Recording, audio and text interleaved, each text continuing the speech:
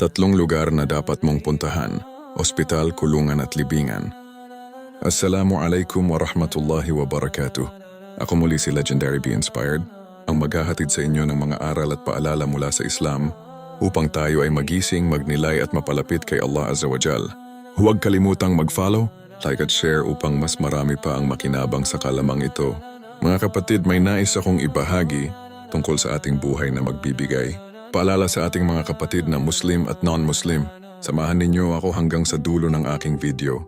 Kung nais mong magising ang iyong puso, bisitahin mo ang tatlong lugar: ang ospital, ang kulungan at ang libingan. Hindi ito simpleng payo.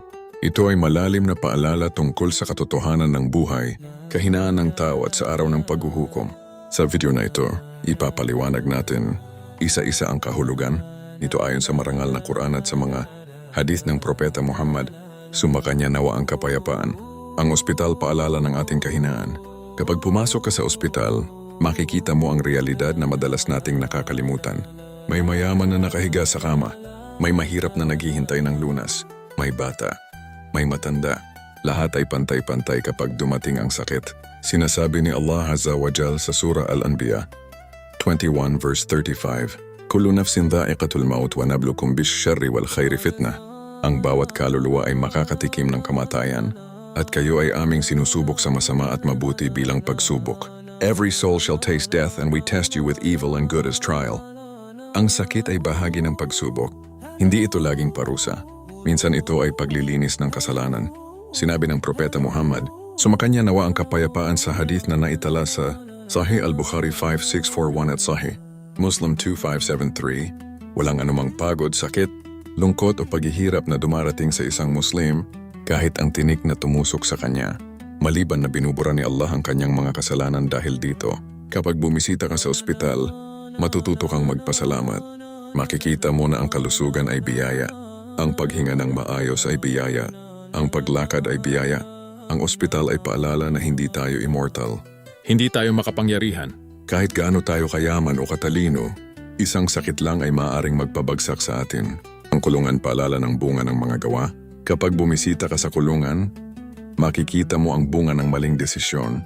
Makikita mo ang mga taong minsan ay malaya, ngunit ngayon ay nakakulong dahil sa kanilang ginawa.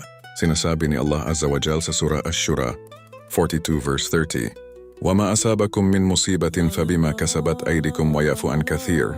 Anumang kapahamakan ang dumating sa inyo ay dahil sa inyong mga ginawa, at marami ang kanyang pinapatawad.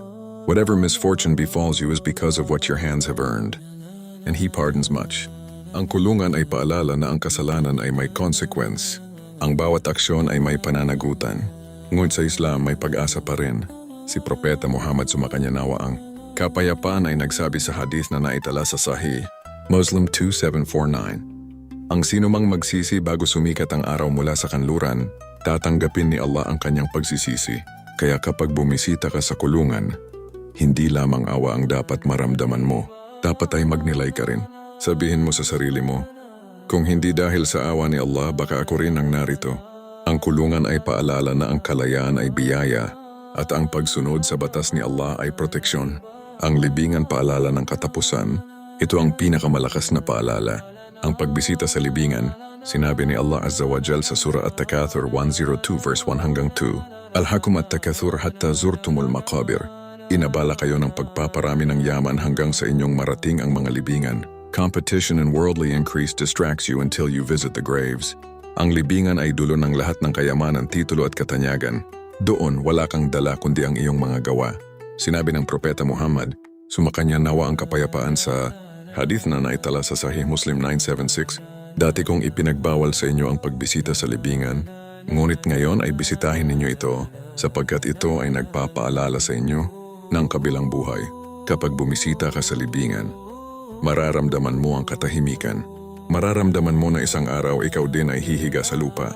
Walang pera, walang negosyo, walang kapangyarihan, tanging ang iyong mga gawa ang mananatili. Isang mensahe para sa lahat.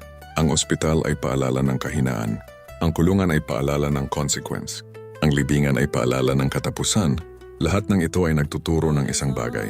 Bumalik ka kay Allah bago mahuli ang lahat. Sinasabi ni Allah Azza wa Jal sa Surah Al-Hashr 59 verse 18, Ya ayyuhalladhina amanu ittaqullaha wal tanzur nafsun ma qaddamat ligad. O kayong mga nananampalataya, matakot kayo kay Allah at tingnan ng bawat kaluluwa kung ano ang inihanda nito para bukas. O you who believe, fear Allah and let every soul look to what it has sent forth for tomorrow. Motivational message by Be Inspired. Mga kapatid na Muslim at non-Muslim, ang buhay ay maikli.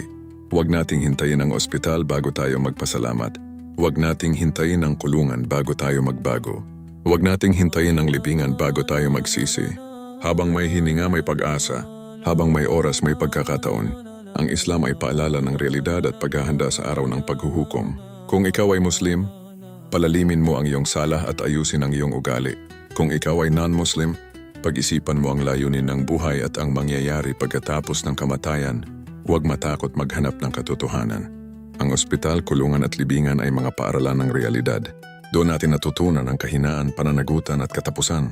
Naway gawin tayo ni Allah Azza wa Jal na kabilang sa mga natututo bago pa man huli ang lahat. Ako muli si Legendary Be Inspired. Huwag kakalimutan mag-follow, like and share to get latest Islamic teachings and lectures. Assalamu alaikum wa rahmatullahi wa barakatuh.